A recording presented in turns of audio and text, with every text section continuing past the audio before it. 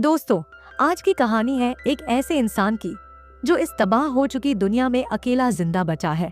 वह रोज सुबह उठकर शहर में मरी हुई लाशों को दफनाता है, लेकिन एक दिन उसकी तन्हाई खत्म होती है जब उसे एक खूबसूरत लड़की मिलती है। फिर वे दोनों एक साथ रहने लगते हैं, लेकिन क्या होता है उनके साथ, यह आपको इस कहानी में जानने को मिलेगा। कहानी की शुरुआत में हमें एक छोटे से टाउन में डेल नाम के एक आदमी के बारे में पता चलता है। वह पूरे टाउन में अकेला है क्योंकि यहाँ के सारे लोग मारे जा चुके हैं। लोगों के मरने की वजह क्या थी, किसी को नहीं पता। डेल रोजाना की तरह सुबह उठता है, ब्रश करता है और फिर अपनी गाड़ी लेकर निकल जाता है। दरअसल वह हर रोज सुबह उठकर घर घर जाता है और वहाँ पड़ी मृत लाशों को दफनाता है। फिर वह घर की सफाई करता है और दरवाजे के बाहर क्रॉस का निशान लगा देता है। वह अपने खाने पीने के लिए फल भी जमा कर लेता है। डेल के पास पूरे शहर का नक्शा है और जिस घर को भी वह साफ करता है उस पर नक्शे में क्रॉस लगा देता है। तभी अचानक उसे पटाखों की आवाज सुनाई देती है। उन आवाजों को सुनकर वह बुरी तरह घबरा जाता है क्योंकि इस वक्त पूरे टाउन में उसके अलावा कोई जिंदा नहीं है। वह सोचने लगता है कि क्या वहां जाकर देखे, लेकिन रात होने की वजह से उसकी हिम्मत नहीं होती। जब सुबह होती है तो वह देखने के लिए जाता है। तभी उसे सड़क पर एक कार दिखाई देती है जिसका एक्सीडेंट हुआ है। यह गाड़ी पहले यहाँ नहीं थी। जब डेल उसके करीब जाता है तो गाड़ी के अंदर एक लड़की को देखता है जो बेहोश है। साथ ही गाड़ी के पीछे एक बंदूक भी रखी हुई है। डेल उस लड़की को अपने घर लेकर आता है और एक कमरे में बंद कर देता है क्योंकि उस लड़की के पास बंदूक थी। कुछ देर बाद लड़की को होश आता है। वह खुद को एक कमरे में बंद देखकर हैरान रह जाती है। उसे भी यही लगता था कि पूरी दुनिया में सिर्फ वही अकेली जिंदा औरत बची है। वह दरवाजे को खोलने की कोशिश करती है, लेकिन दरवाजा बाहर से बंद है। फिर वह दरवाजे पर दस्तक देती है। डेल समझ जाता है कि उसे होश आ गया है। वह दरवाजे के पास जाता है और पूछता है, क्या तुम अकेली हो? लड़की जवाब देती है, हाँ, मैं पिछले कई दिनों से अकेली हूँ, इसीलिए लगातार सफर कर रही थी। डेल उससे पूछता है, यह बंदूक तुम्हें कहाँ से मिली? लड़की बताती है, मुझे रास्ते में मिली थी, इसीलिए मैंने इसे अपनी सुरक्षा के लिए अपने पास रख लिया। डेल दरवाजा खोलता है और ग्रेस से कहता है, तुम यहाँ नहीं रह सकती, मैं तुम्हें अपने साथ नहीं रखना चाहता। वह उसे गाड़ी की चाबी देते हुए कहता है, तुम अभी यहाँ से चली जाओ। ग्रेस, जो अभी भी कमजोर और परेशान है, कहती है, मेरा नाम ग्रेस है, लेकिन मुझे नहीं पता कि मैं कहाँ जाऊँ। इस दुनिया में मेरा कोई नहीं है, मैं तुम्हारे साथ रहना चाहती हूँ। लेकिन डेल उसकी बात सुनकर भी कोई जवाब नहीं देता और वहां से चला जाता है। डेल लाइब्रेरी में जाता है जहां वह असल में रहता है। वह घर जहां वह ग्रेस को लेकर गया था वह उसका अपना घर नहीं था। ग्रेस उसका पीछा करते हुए लाइब्रेरी तक पहुंच जाती है। डेल उसे देखकर कुछ नहीं कहता, बस उसे खाने के लिए कुछ देता है। खाना खाते हुए ग्रेस कहती है, तुम्हारे चारों तरफ सिर्फ लाशें हैं, यह पूरा शहर खत्म हो चुका है। क्या तुम्हें अकेले रहते हुए अजीब नहीं लगता? डेल को उसकी यह बात बिल्कुल पसंद नहीं आती। वह गुस्से में कहता है, पहले इस शहर में 1600 लोग रहते थे, लेकिन तब भी मैं अकेला था। मुझे किसी के होने या ना होने से कोई फर्क नहीं पड़ता। इतना कहकर वह वहां से चला जाता है। ग्रेस डेल के व्यवहार से निराश हो जाती है। वह सोचती है, मैं इस नासमझ आदमी के साथ नहीं रह सकती। वह अपनी गाड़ी में बैठकर वहां से जाने की तैयारी करती है, लेकिन तभी डेल वापस आता है। उसे अपनी गलती का एहसास हो चुका है।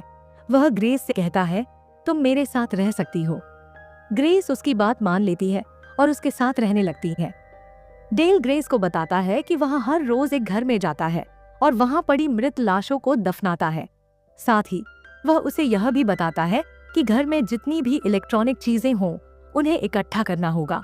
इसके बाद वे दोनों एक घर में जाते हैं और वहां से एक लाश लाते हैं। उसे दफनाने के बाद जैसे ही डेल जाने लगता है, ग्रेस कहती है, यह इंसान है, हमें इनके लिए प्रार्थना करनी चाहिए। डेल उसकी बात मान लेता है और दोनों मिलकर उस इंसान के लिए प्रार्थना करते हैं। वक्त गुजरने के साथ डेल और ग्रेस की दोस्ती गहरी होती जाती है। वे एक दूसरे के साथ खुश नजर आते हैं। एक दिन ग्रेस डेल को घर पर ढूंढ रही होती है, लेकिन वह वहां नहीं होता। वह बेसमेंट में जाती है जहां उसे उन लोगों की फोटो मिलती है जिनके घर डेल ने साफ किए थे। डेल हर घर को साफ करने के बाद उस घर के सदस्यों की फोटो अपने साथ ले आता था। ग्रेस को समझ नहीं आता कि डेल ऐसा क्यों करता है। तभी ग्रेस को एक कुत्ते की आवाज सुनाई देती है। वह उस आवाज का पीछा करते हुए एक घर में जाती है और वहां एक कुत्ता पाती है। उसे कुत्ता मिलने से बहुत खुशी होती है और वह उसे अपने साथ घर ले आती है।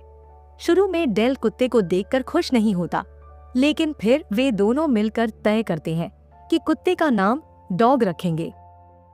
धीरे धीरे डेल और ग्रेस की दोस्ती और गहरी हो जाती है। ग्रेस अपने परिवार को बहुत याद करती है। उसकी गर्दन पर एक निशान भी है जिसे वह हमेशा डेल से छुपाती है। एक दिन डॉग डेल की किताब को फाड़ देता है। डेल को किताबें पढ़ने का बहुत शौक है, इसलिए वह लाइब्रेरी में रहता है।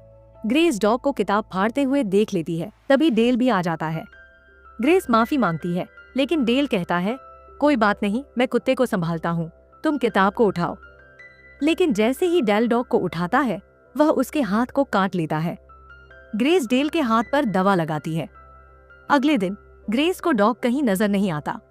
वह बहुत परेशान हो जाती है क्योंकि वह डॉग से बहुत प्यार करती थी। जब ग्रेस डेल को यह बात बताती है तो डेल उसे शांत करते हुए कहता है, तुम उसकी टेंशन मत लो, हम जल्द ही उसे ढूंढ लेंगे। इसके बाद वे दोनों डॉग को ढूंढने निकल पड़ते हैं, लेकिन काफी देर तक ढूंढने के बाद भी डॉग कहीं नजर नहीं आता। ग्रेस को लगने लगता है कि डेल ने डॉग को मार दिया है। इस बात से वह बहुत परेशान हो जाती है और शराब पीने लगती है। गुस्से में वह बेसमेंट में जाती है और उन फोटोज को लेकर आती है जो डेल हर घर से लाया करता था। वह डेल से पूछती है, तुम उन लोगों की फोटो क्यों लाते हो जिन्हें तुम जानते भी नहीं? तुम्हारे दिल में उनके लिए कोई जज्बात नहीं है। तुम उन्हें दफनाने के बाद कभी उनके लिए प्रार्थना भी नहीं करते। डेल, जो अब तक चुप था, गहरी सांस लेकर कहता है, मैं हमेशा से ऐसा नहीं था, मेरी भी एक फैमिली थी। इतना कहकर वह वहां से चला जाता है। कुछ देर बाद वह ग्रेस को ग्रीन हाउस में ले जाता है। ग्रीन हाउस में आकर ग्रेस को बहुत अच्छा लगता है। वह डेल को माफ कर देती है क्योंकि अब वह समझ चुकी थी कि डेल के साथ जरूर कुछ बुरा हुआ होगा, जिसकी वजह से वह पूरी तरह बदल गया है। अब वे दोनों रोजाना की तरह घरों को साफ करने निकलते हैं, लेकिन अब वे अलग अलग होकर काम करते हैं। उनके पास वॉकी टॉकी है जिसके जरिए वे एक दूसरे से बात करते रहते हैं। कुछ ही दिनों में वे लगभग सभी घरों को साफ कर चुके होते हैं। अब बहुत कम घर बचे हैं जिन्हें साफ करना बाकी है। एक दिन ग्रेस घर ढूंढते ढूंढते बहुत आगे निकल जाती है। उसे एक घर दिखाई देता है और वह वॉकी टॉकी के जरिए डेल को भी बुला लेती है। जब डेल उस घर में पहुंचता है तो वह बहुत इमोशनल हो जाता है। वह ग्रेस से कहता है, हमें यहाँ सफाई करने की जरूरत नहीं है। ग्रेस समझ जाती है कि यह घर डेल का अपना है। उसके पास इतनी हिम्मत नहीं है कि वह अपने परिवार की लाशों को देख सके, लेकिन थोड़ी देर बाद वह हिम्मत जुटाता है और ग्रेस के साथ मिलकर घर को साफ करने का फैसला करता है। वह अपने परिवार को दफनाता है और उनके लिए प्रार्थना भी करता है। जब वे घर वापस आते हैं तो ग्रेस डेल से कहती है, मैं तुम्हें कुछ कहना चाहती हूँ। वह उसके करीब आती है, लेकिन डेल कुछ नहीं कहता। रात को सोते समय डेल को नीचे से किसी की आवाज सुनाई देती है। वह डर जाता है क्योंकि ग्रेस के अलावा घर में कोई नहीं है। वह गन लेकर नीचे जाता है और एक बूढ़े कपल को देखता है। ये ग्रेस के माता पिता हैं। ग्रेस के पिता डेल से कहते हैं, तुमने हमारे बारे में ग्रेस से नहीं पूछा। ग्रेस के चेहरे पर डर साफ नजर आता है। उसके पिता बताते हैं, अभी भी बहुत से लोग जिंदा हैं जिनमें डॉक्टर्स भी हैं जो लोगों का इलाज कर रहे हैं। लेकिन डेल को यह सब अच्छा नहीं लगता। वह घर से बाहर आ जाता है। ग्रेस उसके पीछे आती है, लेकिन डेल गुस्से में कहता है, तुमने मुझे यह सब पहले क्यों नहीं बताया? ग्रेस जवाब देती है, ये मेरे असली माता पिता नहीं है, उन्होंने मुझे गोद लिया था। वह डेल को और कुछ बताना चाहती है, लेकिन डेल उसकी एक भी बात नहीं सुनता। वह गाड़ी लेकर वहां से चला जाता है। शाम को जब डेल घर वापस आता है तो ग्रेस के पिता उससे कहते हैं, हम अपनी बेटी को कैलिफोर्निया ले जा रहे हैं, अगर तुम चाहो तो हमारे साथ आ सकते हो। लेकिन डेल साफ मना कर देता है। ग्रेस के पिता एक किताब में अपना पता लिखकर डेल को देते हैं और ग्रेस को लेकर चले जाते हैं। जब ग्रेस गाड़ी में बैठी होती है तो हम देखते हैं कि उसकी माँ की गर्दन के पीछे भी वही निशान है जो ग्रेस की गर्दन पर है। डेल ग्रेस के जाने के बाद खुद को बहुत अकेला महसूस करता है। उसे एहसास होता है कि वह ग्रेस से प्यार करने लगा था। डेल फैसला करता है कि वह ग्रेस से मिलने के लिए कैलिफोर्निया जाएगा। वह उस किताब को ढूंढने लगता है जिस पर ग्रेस के पिता ने एड्रेस लिखा था। किताब मिलते ही वह उस पते को लेकर कैलिफोर्निया की ओर निकल पड़ता है। कैलिफोर्निया बहुत दूर था, इसलिए उसे रास्ते में कई गाड़ियां बदलनी पड़ती हैं। आखिरकार वह उस पते पर पहुंच जाता है, लेकिन वह घर के अंदर नहीं जाता, बल्कि रात होने का इंतजार करता है। जब ग्रेस के माता पिता सो जाते हैं तो वह चुपके से ग्रेस के कमरे में जाता है। वहां पहुंचकर वह देखता है कि ग्रेस की आंखें बंद हैं और उसकी बॉडी को एक मशीन से जोड़ा गया है। डेल तुरंत ग्रेस को उठाता है। ग्रेस की आंखें खुलती हैं और वह डेल को देखकर हैरान हो जाती है। डेल उससे पूछता है, यह सब क्या हो रहा है?